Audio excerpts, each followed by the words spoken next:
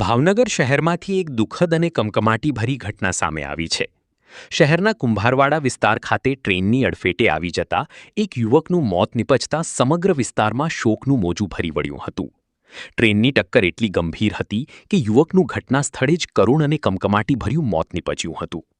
ઘટનાની જાણ થતાં જ સ્થાનિક લોકો અને મૃતકના પરિવારજનો મોટી સંખ્યામાં સ્થળ પર દોડી આવ્યા હતા.